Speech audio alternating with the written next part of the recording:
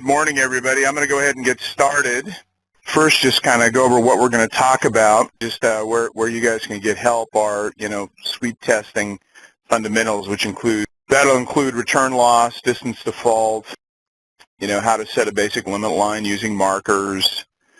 We have a dual display. You can show return loss and distance default on the same screen. So we'll talk about how to get into that and adjust that screen. Then also, I'll talk briefly in a little less detail, but I want to briefly mention it, doing cable loss testing and insertion gain and loss two-port testing. Sometimes it's called as well. And then how to save traces, what the different save types are, and those kinds of things. And then using JDViewer PC software. And I may show that as we go along as well and bring that up. But at any rate, let's go ahead and get going. So the first, slide number 3 in this deck shows you where to go to get help. So there's an 800 number, obviously, or an 844-GO-VIAVI number that you can call in, and they log the calls, and they will make sure that those get followed up in the in our system. You can also send in emails, and then also there's a product updates location, and you definitely want to go out there and keep your instrument up to date. Firmware changes generally about once per quarter, so new features are added, things are fixed, so definitely you want to go down to or out to updatemyunit.net and check that on a regular basis. So many of the features that get added and so forth get put in here first, and our website also gets updated, but sometimes this thing gets updated even before our main website, so use that, and I can show you what that looks like just briefly here. Let me do that.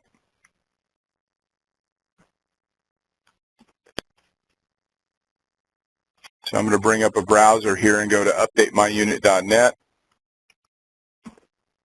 Now when you do that, you'll see a listing of all the different field tools, some of which you may actually have other than the CellAdvisor, which we're talking about today. So you can get information on those as well. But down on the bottom of the list is the CellAdvisor platform. When you bring that up, the very top item is the updated firmware for the JD780 series.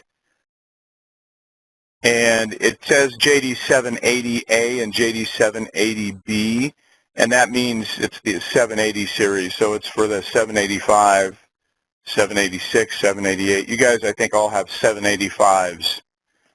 So it's that first link. You can just click on the Canadian-American flag for that server and download from there. If you scroll down a little bit further, you'll see software as well. And there's a variety of different software applications that you can use to access the unit. One of those is JDViewer, which I'll show you today. There's also a JD Remote, which lets you connect to the unit remotely. And if you want to put maps and do any kind of mapping of information, generally that's over the air. Or if you wanted to do mapping for interference, location and so forth, that's JD Map Creator. So at any rate, that's the updatemyunit.net. All that stuff's out there. The software for the PC is free. Anyone can load that. So feel free to go in there and download. Then finally, all the solution support guys, we're all applications engineers. This is the list of the guys that support this product. I'm the top one on the list. My name is Roy Anderson, and some of you I may have met out in the field doing training and so forth, but Brad Getzelman, Sathya Maruthi, Antonio Osario, Steve Thompson, and Dan Schmeja, we all support the product, so feel free to call us. And I really mean that, because obviously if you guys need help, we want you to get it. The reason we exist is because of you, so the more you call, the way I look at it is the more we're needed, and you know how that works. So anyway, feel free to give us a call. All right, so let's do a return loss overview. Basically, return loss, how the instrument works is it generates a signal and it sends it usually up a system, although it could be a single cable, a single connector, could be whatever. But that signal is injected at different frequencies, so it's a sweep because it sweeps through a frequency range.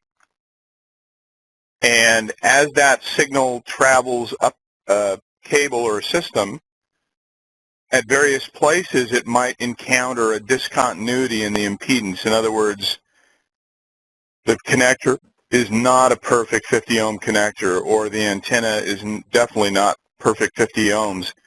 Whenever there's that discontinuity in impedance, a little bit of the signal will come back. And so you can kind of think of it like dropping a rock in a pond, and if the pond is perfectly smooth, right, you'll see the wave propagate out along, you know, away from where you drop the rock. But if there was a stick sticking up out of the pond, right, that wave, when it hits that little stick, a little bit of the wave is going to bounce off the stick and come back towards the rock. Same kind of thing, only instead of electrons in a cable, it's water in a pond. Same kind of principle. And so what the instrument does is it measures that return signal, so it knows what frequency that signal was at, and it knows how much of it is coming back. And a return loss measurement in dB is a ratio of what goes out to what is coming back, essentially. And if you look at the numbers that you get in a return loss, when there's an open or a short on the line, you know, the electrons get compressed down that line, and then they come back at, you know, they don't fall out the end, right? They come back, they compress, and then the wave comes back down the line towards the instrument. And so if you had all the signal coming back, like when you have an open or a short on the line, then that ratio or that fraction is 1. You know, the same amount of signal, if we had a perfect cable with no loss, whatever we send out is coming back. And so the ratio becomes 1. 1 over 1 is 1, right? Well, because return loss is expressed logarithmically, it's a log in dB. The log of 0, if you guys get out your calculator and put in a 0 and take the log of 0, that's 1. I'm sorry, I just told you the wrong thing. I told you that backwards. If you take the log of 1, rather, that becomes 0. That makes sense? So that's why when you have an open or a short on the line, the return loss number is way up towards the top, towards 0. Now that's not the normal case. Normally what you have is a signal that bounces off those connectors and things along the way, and it's coming back. It's really a very small fraction of what the instrument sent out. And so if you put in a really tiny fraction like 0.00001, what you will get is a negative number. So a small fraction, which means a little bit of signal came back compared to what I sent out, that becomes negative. And so that's why a return loss measurement is negative, expressed on the negative scale, because lots of loss is good. We want everything going out and nothing coming back if possible. That's never the case, but so a lot of loss is good when you're testing an antenna system. Hopefully that makes sense. Typical return losses that you see, now again, these are just typicals.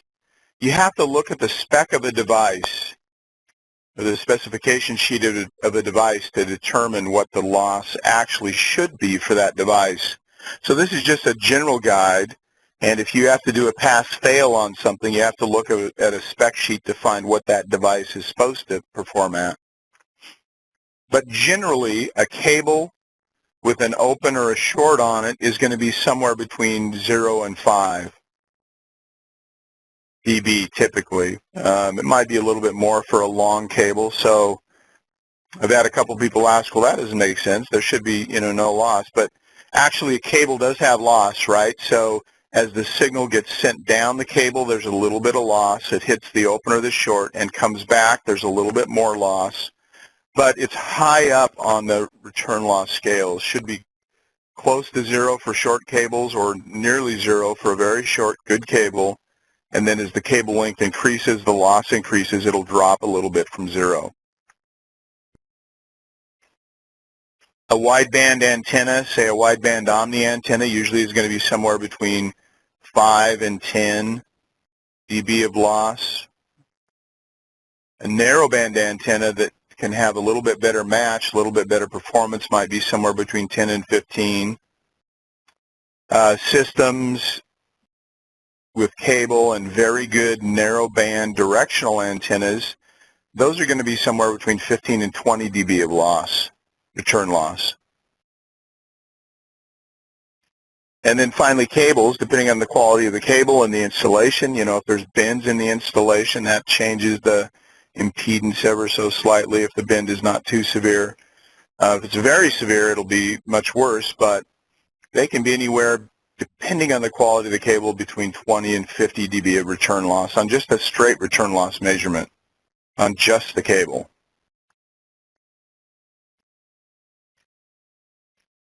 All right, so if you want to set up a return loss on the instrument, you press the mode key. So on the bottom left of the instrument is the mode key. When you press mode, you get a listing of modes over on the soft keys on the side of the instrument.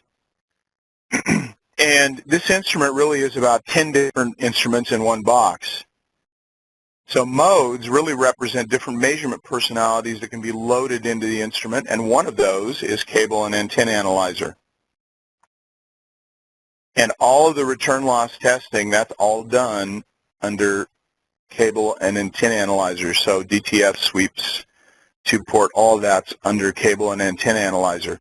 The mode is also shown at the top left of the screen, so if you're wondering where you're at inside the instrument, that's where you go look and you'll know which mode you're in. The particular measurement that's loaded is always at the top center of the screen.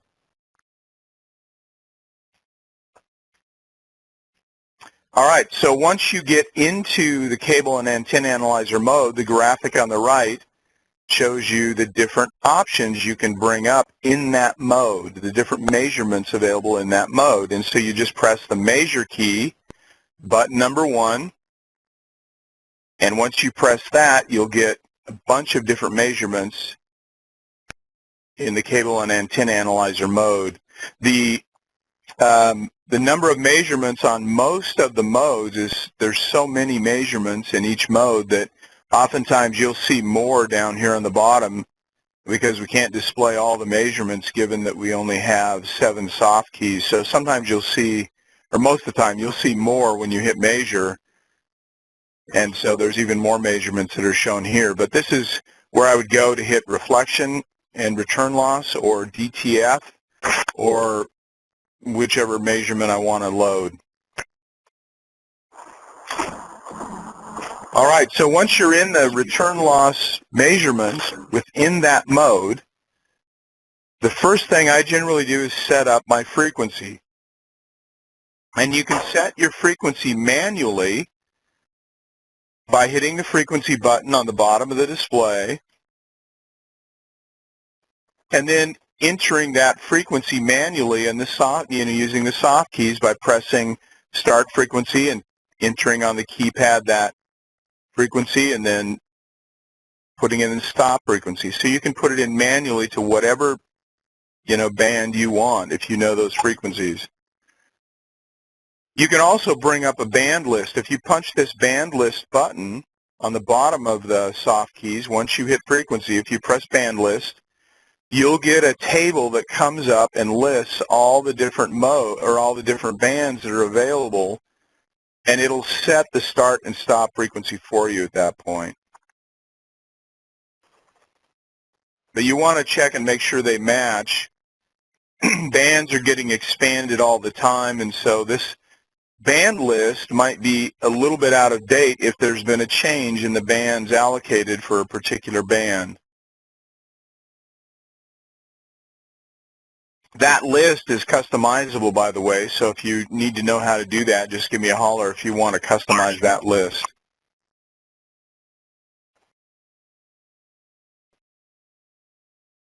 All right.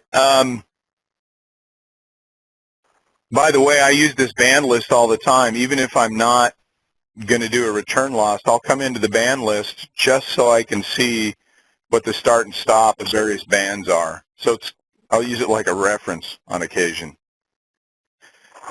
Excuse me. So the first thing you want to do is set the frequency. After you set the frequency, there's a couple other measurements that you'll want to do. Calibration will be the last one of those. But if you press the measurement setup button, number 4, so down here, button number 4 on the keypad allows you to go in and set all the options over and above frequency for a return loss measurement. The first thing I generally set is data points. Now you can leave it to the default 501 data points. I almost always kick it up to 2001 data points, and that takes the instrument a little bit more time to complete a sweep, but it's a pretty fast box, so the additional time it takes is minimal. I generally prefer to have the additional resolution. So I'll typically set the number of data points. If you have a TMA in your network, and I don't think you guys have many of those in your network, or at least in the Sprint network. But if you're doing two-port testing, where you inject the signal into a TMA and then out the other port and measure it using the two-port test capability of the box, then you can do the two-port test, do a sweep without the TMA powered on, then you can power it up with the bias T that's on that second port. And you'll see then the sweep, the gain curve will come up. You'll get some gain on that sweep. But most of the time, if you're doing just a return loss into an antenna, you just set the data points, and off you go. You can, if you want, alter the output power. That's one of the options here. Typically, you're going to leave the output power at the higher level, which is 0 dBm. But if you are sweeping into a device that's very sensitive, you might want to lower the output power so that you don't overload it. Another option that you can use is zoom zones. Zoom allows you to sweep, from a start to a stop frequency, but it'll split the screen and you'll end up with two displays, one on the top. I'll just kind of draw a quick picture here. One on the top that shows the full frequency range, and you can define up to 3 different zones which you can zoom in on, and those zones will display on the bottom of the screen. So you really get the same sweep, only zoomed in on the bottom. So you might want to play with that and experiment with that a little bit. If you've got a really wide sweep range and you want to take a closer look at part of it, then you can use the zoom zones feature.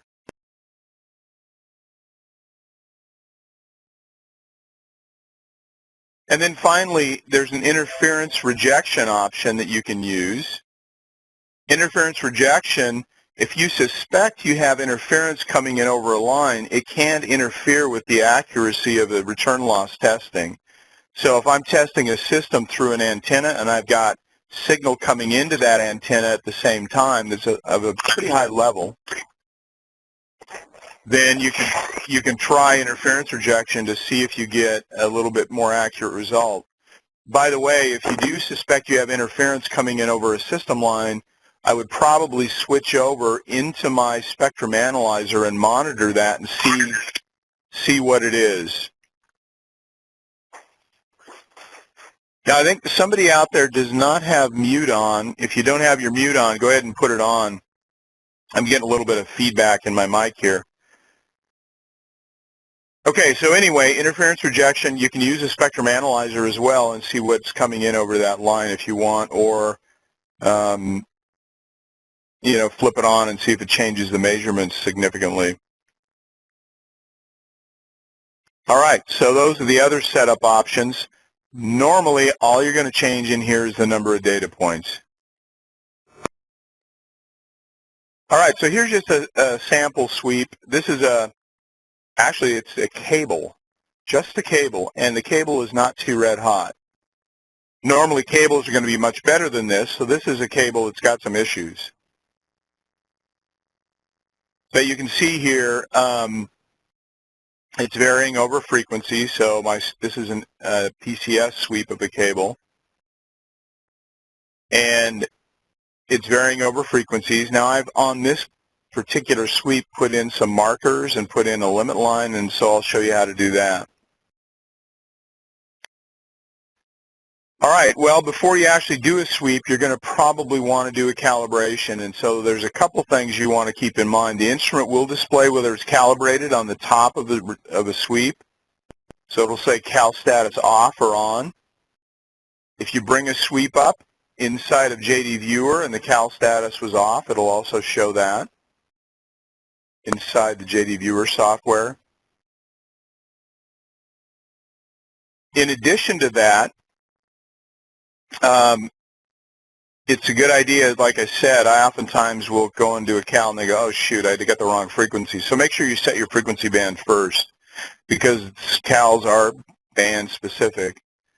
The other thing is that calibrations are saved with setups.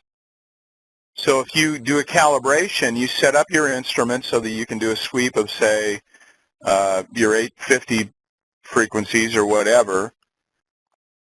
If you then, once everything's set up, once you've done the calibration, if you save that setup by going to, save load on the keypad, save, and then save setup, it will save the calibration as well. So calibrations are saved with setups, and if you retrieve a setup, it will retrieve the calibration. My general rule of thumb is I typically calibrate a couple times a day at least if I was doing sweeping all day. Calibrations,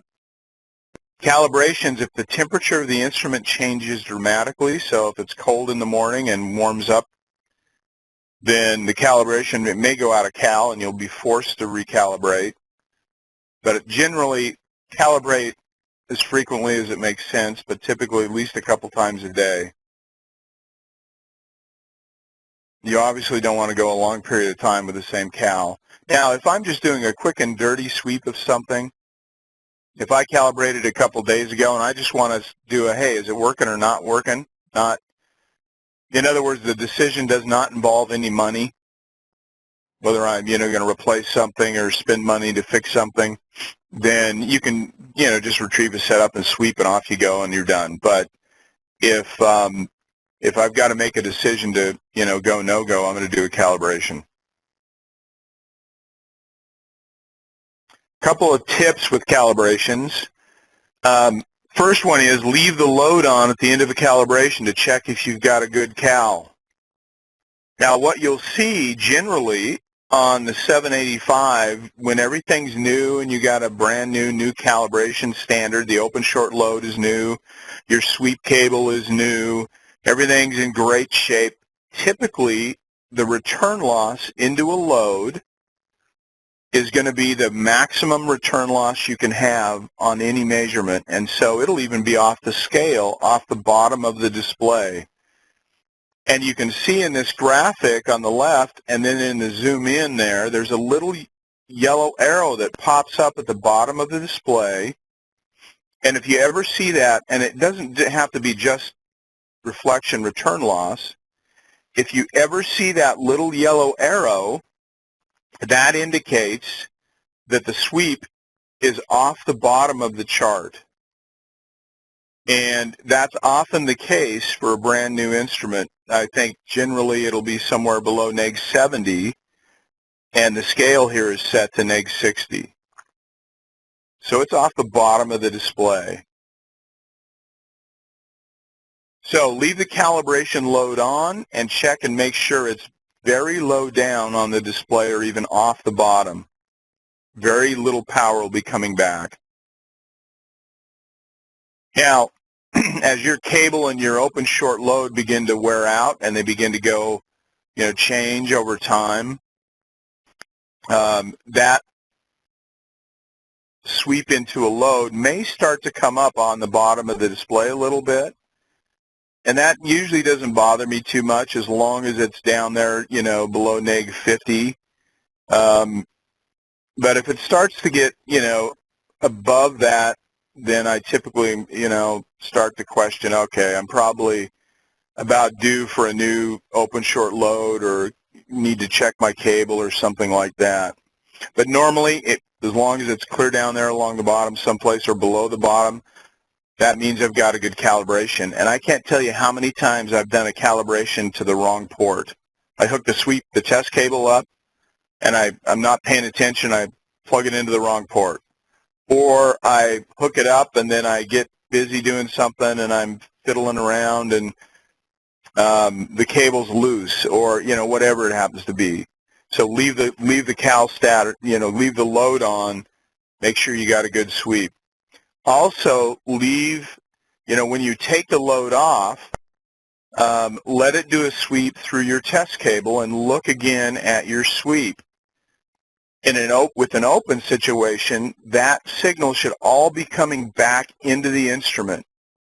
So once you remove the load, check your sweep again, and that line should be right up at the top at 0, pretty much right across the top at 0. And again, that's just a validation that I've got a good cal.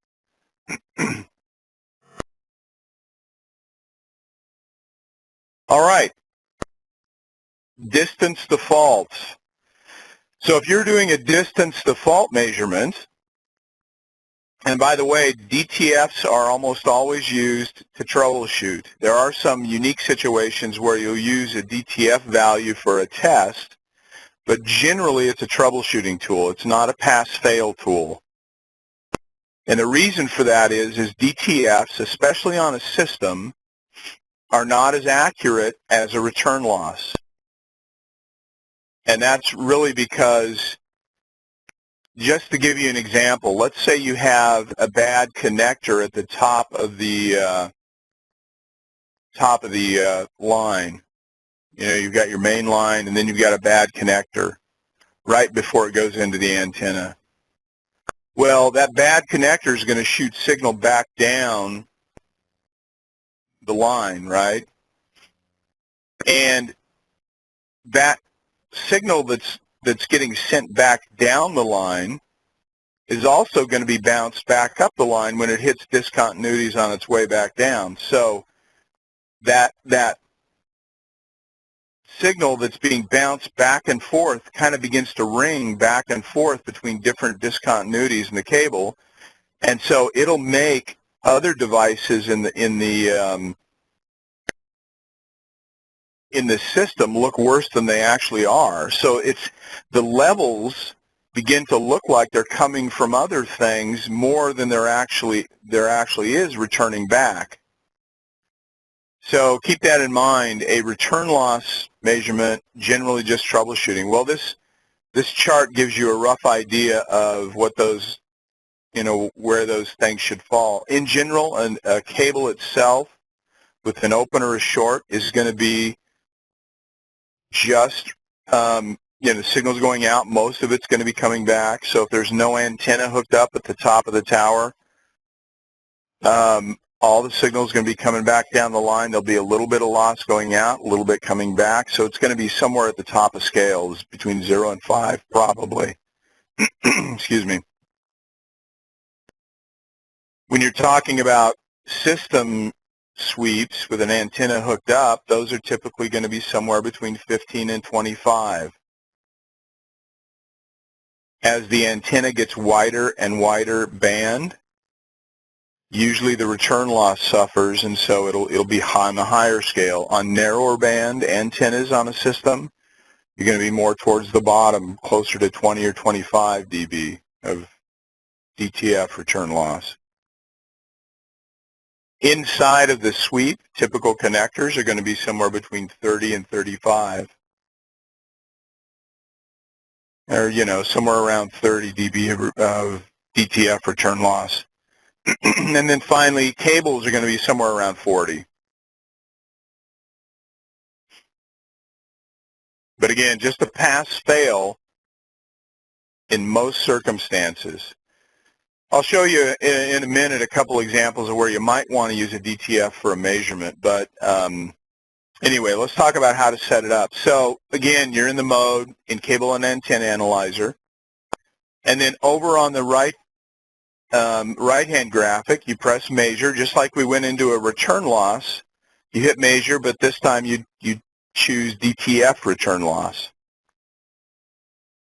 And once you do that, then it'll display, that you're in DTF return loss at the top. And now you can begin to set up the measurement. The first thing I typically do when I set up a DTF return loss is I pick the kind of cable that I'm doing a DTF on.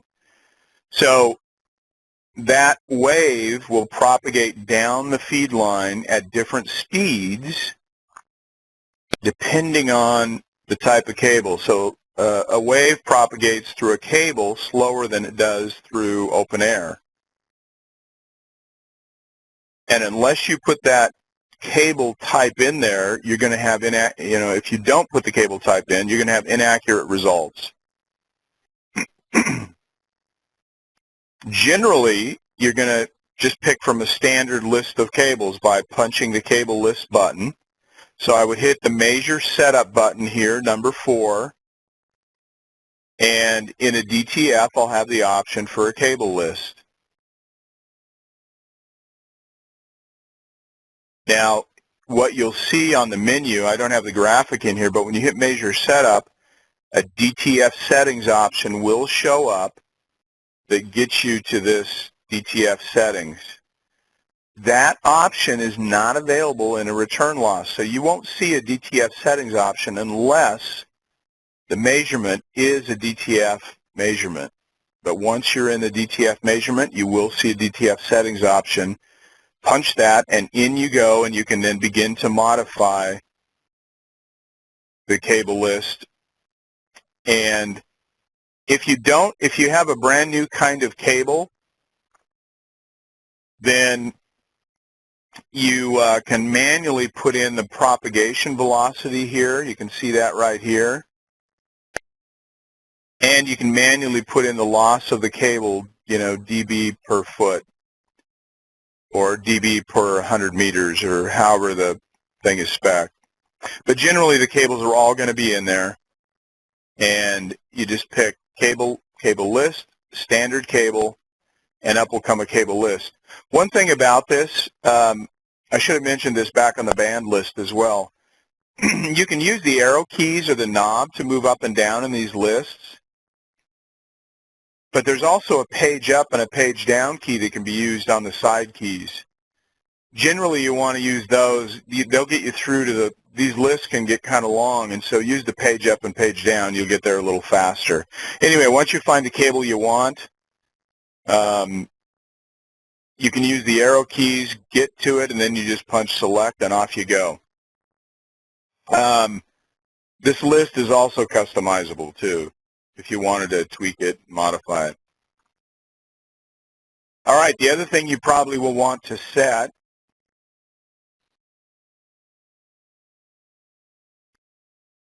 most people work inside of, my mute thing just triggered here, so let me say that again in case you didn't hear it. Most people work with feet, not meters. If you want to be metric, you can. That's the default.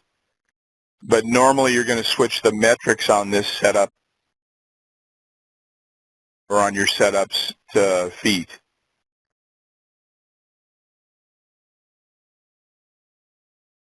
And once you do that, you'll notice on the bottom it will show then the same measurement just in feet.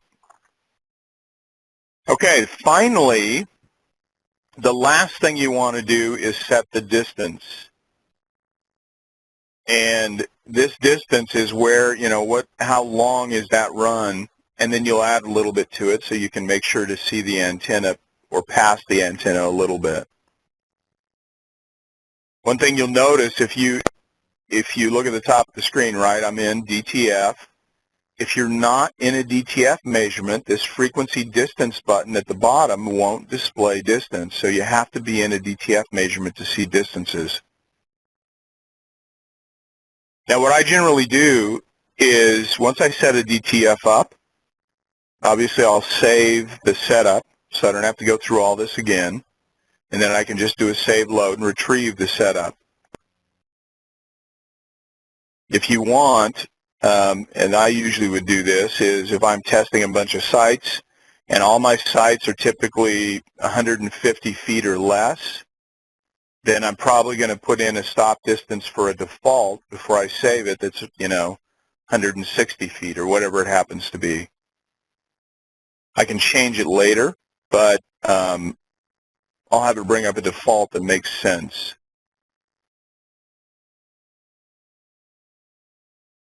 All right. Here's a sample of a DTF return loss in JDViewer, our JDViewer software. So DTF return loss here, it looks like I've got a connector right here at the very beginning, and maybe a short jumper with connector, maybe a jumper over then to a lightning arrestor. My antenna is here out at the end. Here's a, looks like a connector on the antenna, then maybe another connector for the jumper. And I'll bring up the JDViewer software at the very end and we'll go through it, but this is just a part of the JDViewer software screen.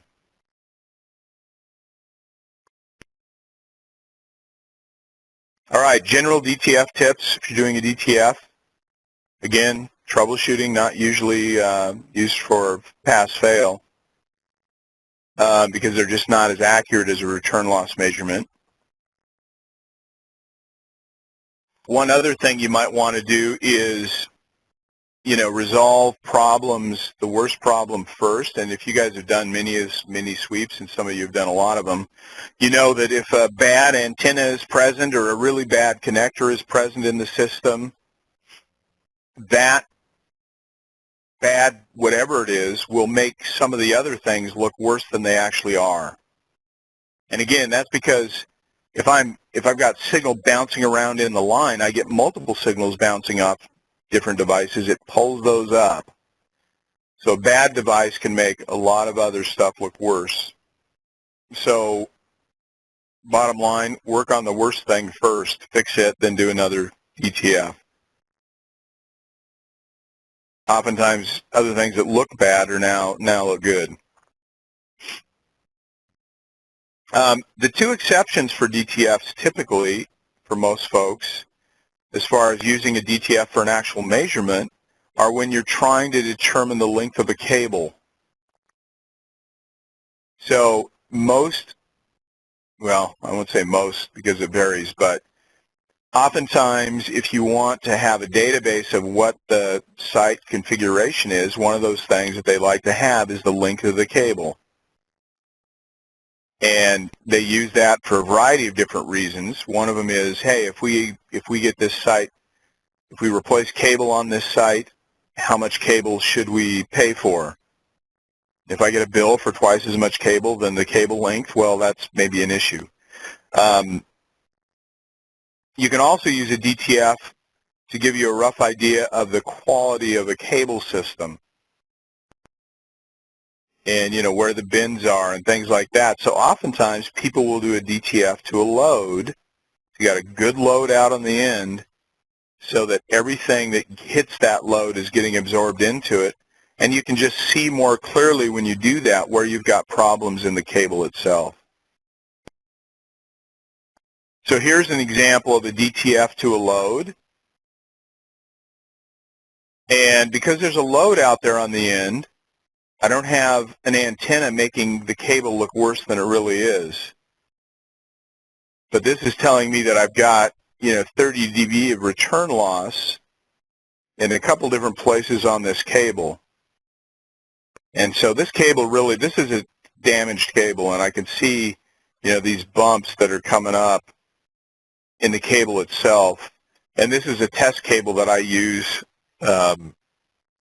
It's fairly small. It's not got really good return loss anyway because it's, it's portable. It's designed that I can take it around if I have to do training. So it's not all that good, and it's had some faults induced into it by slamming a door on it on purpose. Anyway, so you can see a car door on it. You can see the bumps where that occurred.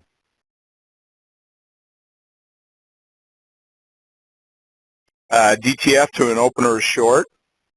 As I mentioned, you can use an opener or short on a line to determine its length. And so that end of the cable where the opener short is going to be the worst point on the cable, hopefully, unless the cable's open somewhere else. But generally, that allows me then to put a marker out at the end of the cable. And at the top of that graphic, you can see the distance to that marker. And again, you want to have the right cable type chosen. If you don't, this will be inaccurate. So make sure you choose the right cable type. Also, I just want to mention briefly, you'll notice up here there's a delay mentioned. That delay, and I know it depends on the markets, but that delay can be used to program the emergency location system.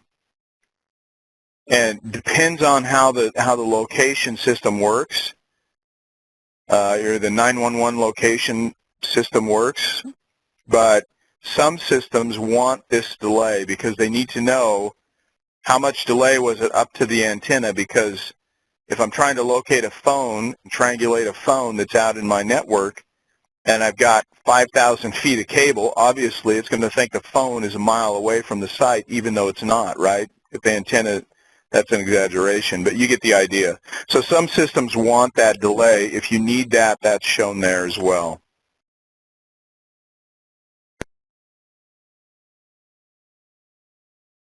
All right. So if you want to set up a basic limit line, all you have to do is punch the limit button on the bottom right. It's the plus minus key on the keypad, and up comes the limit options. You can plug in a limit value right here at the top, and then turn on the limit line. Now, once you turn on a limit line, if there's a failure, you can see if I zoom in over here, I can see that my return loss here failed. It's above the line, and so a fail will display on the screen, and the part of the sweep that's above that line turns red. One other thing I just want to mention here, if you're troubleshooting a line and it's failing, the system, every time it does a sweep, if it fails, it will beep at you. So it's, an audible failure indicator. If that's driving you crazy, which it does, you're sitting there for an hour trying to troubleshoot a cable and it's just nonstop beep, beep, beep, beep, right? Then you can go into the system settings, and there's an option to turn the sound down or turn it off even. So you might want to turn off the beeping if it's driving you crazy when you're troubleshooting. All right, if you're using markers, there's a little bit of confusion about using markers on the instrument, because when you press the marker button, it will turn a marker on and let you change it. It turns on marker 1, the first marker, and lets you change it right away. And that's been kind of a convenience feature for people when they just want to get one marker on there and see where something's happening at in terms of frequency or distance, if it's a DTF. However, that's not the way markers normally work. The way you usually turn a marker on is first you press the marker key down there on the bottom. Once you press the marker key, you pick which marker you want to turn on or off. Then you turn it on, and then you punch normal. So there's a process. You hit marker and then just, select it, turn it on, hit normal. And once you do that, you see at the top, this blue input bar shows up. And now you can actually enter a value for a marker either using the keypad, the numbers on the keypad at the right, or you can increment or decrement a marker using the knob by rotating the knob either right or left to move the marker. And you can increment or decrement the marker by using the up and down arrows as well. Most of the time, I'm just using the keypad. Hit marker, choose it, which one I want to turn on. So in this case, marker 4, turn it on, hit normal, punch in the value, move on to the next marker. But people get confused about that because if you hit marker and there's no markers, it turns on, enables, and lets you adjust marker 1 right away. And that's a convenience thing. But after that, you have to pick which marker you want to work with beyond marker 1.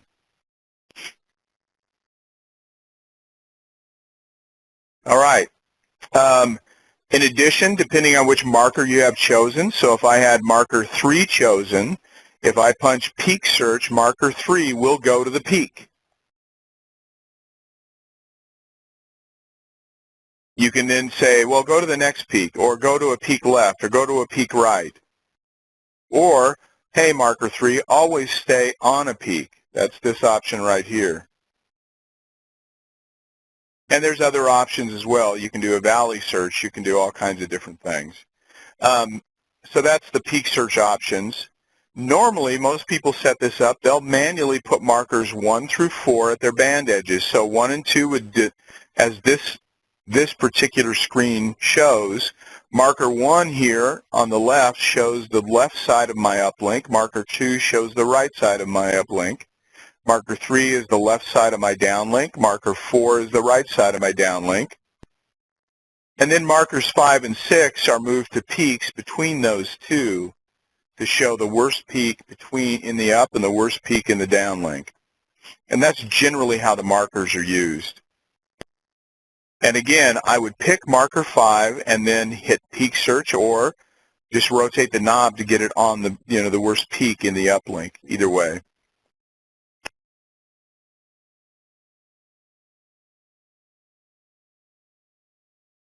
All right, if you want to set up a dual display, you, instead of going to a plain old return loss measurement or a plain old DTF measurement, you hit reflection DTF. So it's a combination of both. And it splits the screen. And so you'll see in the upper screen, there's start and stop frequency. That's a return loss.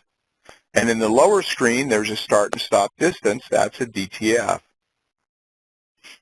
Now, by default, the instrument will go into VISWAR, not return loss and DTF in dB. It shows by default the scale in VISWAR.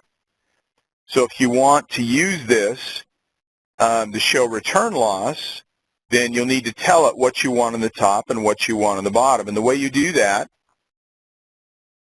is you hit measurement setup, button number 4, and you pick the top or the bottom, whichever one you want to modify, and then you go into dual config. And dual config lets you say, okay, top, hit dual config, I want you to be return loss in dB. Then I come back here, I go bottom, dual config, bottom, I want you to be DTF in dB, or DTF return loss. You will notice on the display there's this light blue line around the upper display, the return loss display, You can actually press on the screen. It'll pick the lower or the upper as well. But it also works on the keys. If it's cold out and you got gloves on, you can use the side keys to do this. And again, if you save this setup, you can retrieve it. It'll come back in with the dual config, everything there the way you want it. So that's dual display. I'll mention briefly here cable testing. If you want to test a cable, basically a cable test is just a special version of return loss. And so if you've got a cable and you want to see how much loss is in it, by the way, this works for a cable, but not for devices that have different characteristics like, return loss one way might be different than return loss another direction. Like for instance, a coupler, its return loss is going to be different depending on which way the signal is going in it. But for a cable, you can assume that the return loss is the same in both directions, right? It's got 3 dB of loss up the cable and 3 dB back down the cable. So really, this is just a special version of return loss, and it takes every value it gets and divides it by 2. But that really only works on a cable. It doesn't work on other complex devices. But it is convenient. If you've got cables you need to check very quickly, jumpers maybe at the site, or you've got a test cable you use for something, you can go to the cable test option. Once you've done a cal, you can go to the cable loss option and, hook up an open or a short so that all the signal bounces back. And then it'll show you across those frequencies what the cable loss is. So this is my bad cable. It's got 6 dB of loss through it because of all the problems with it. If you want to do an insertion loss test, basically the insertion loss test is injecting a signal out of that sweep port, that return loss port, into a device. Like this might be a filter. It is a filter, in fact. That display down here is a filter. It injects the signal in one side of it. That signal goes through, comes out the other side, and then you go through into the second port of the 2-port test. And so it'll sweep across this frequency range. You'll notice that it's passing all the signal in this range, but in the range after that, it's rejecting all the signal. This is a band pass filter. It's a PCS band pass filter. And it's designed to pass just the uplink. So you'd use this filter for troubleshooting interference. All right, so insertion loss or insertion gain. This could be an amplifier as well. So instead of a loss, what I'm going to have at certain frequencies is a gain. Instead of the scale being 0 down, it might be 0 in the middle, and I've got gain in certain parts of my band. If you do an insertion gain test, the scale obviously is going to change, but keep in mind that if you're testing repeaters, now some of you guys have repeaters in your markets.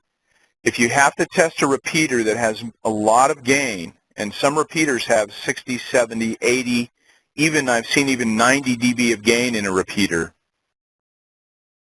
If you have a very high gain repeater, then you're not going to want to use the vector port, what we call the vector port. That's the normal 2-port test port. As an option, if you choose the scalar 2-port test, instead of going to the vector port, you will go instead directly into the scalar port here. And that's really just the spectrum analyzer port. But internally in the instrument, the spectrum analyzer module is completely physically different than the sweep test modules. And so there's a high degree of isolation between those two modules.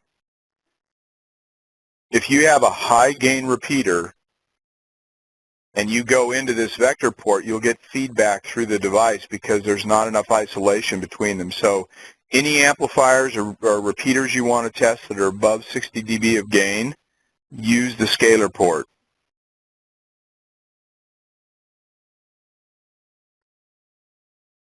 All right, if you're going to save traces, once you do a sweep and you want to save it to document the site or whatever, you can save two different things. One thing you can save is a screenshot. That's just a graphic. You can't do anything with it after the fact. But it's convenient. If you just want to show somebody something, you can capture a screen and send them a graphic and say, hey, look at this. But normally for DTFs or return loss measurements, you're going to be saving results. So that's the second option. Results are the data, or in a results file, is the data that makes up this trace. And those can be manipulated after the fact with our JDViewer software. So for example, I do a return loss and I forget to put the markers in. I could put those markers in after the fact as well using the JDViewer software if I saved a result, because it's the actual trace. Obviously, I can't do that with a graphic. I'd have to manually go in the graphic and do my Photoshop kind of stuff, and off I'd go. Okay, finally, the JDViewer software. Again, you can download this at updatemyunit.net, but it allows you to do a whole bunch of things not even listed here. We'd take a whole day to go through these things. But basically, it's used most often to bring traces into a PC, add markers, limit lines. You can export them out. You can convert between DTFs and return loss measurements, and you can print reports.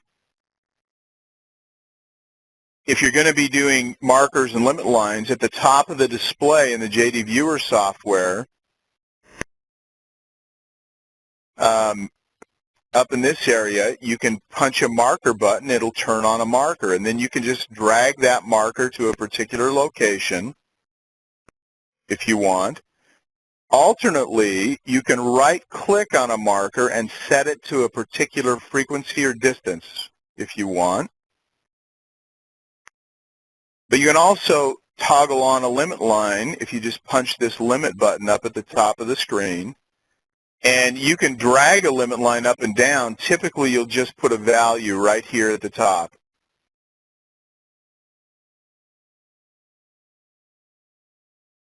Then finally, if you are creating reports, on the left side of the screen, there's all these different items. You can turn those on and off for any particular trace that you want. So I can, down here you see at the bottom all the date, the time, all that stuff. That's determined by this selection over here on the left. Same with titles. You can also right-click on titles if you want to change, for instance, what the title is saying. And then finally, if you click anywhere in just kind of the blank space of a return loss grid, if you right-click, you can then convert a DTF to a return loss or a return loss to a DTF. And then for reports, if you have a bunch of different reports or different traces you want to report, open them all up, and when you do, you can tell it, okay, well, I want to print a full page for each one of my traces, or I can split the page and do 2 on a page, or, up to 4 on a single page. You can tell it, I want to print all the charts I have open, or just the current one that's active. And finally, if you've got a bunch open and you only want to print some of those, you can choose this option right here, and then you can pick which ones you want that are shown in the lower, and so you can, determine what comes out on the report. I do want to mention one thing. Oftentimes, I've seen people open up traces and then they set everything for every single trace. If before you open up traces, if you go into settings, you can set by default what comes in or what's shown on, when you import or when you open a trace up. If you open a trace, then you can change it after the fact by these boxes here. But if you set your settings before you open a trace and you bring in a trace, it'll get a default set of those settings. So you may want to explore that so you don't have to change it for every single trace you bring in. If you did 12 sweeps, go into settings, put your settings in there the way you want them. Then when you bring them in, it'll turn on and off whatever's on the bottom you want to display. For instance, I don't need bias T here. There's no bias T on this system. But there's no TMA. I don't need a bias option, so I would turn that off in settings. And when I bring in a trace, it wouldn't show. It'll be unchecked by default. Hopefully that makes sense. All right, I'm going to stop there. If you do have questions, in the slide set are our numbers. Feel free to call us. So thank you guys very much for taking your time out of the day to attend.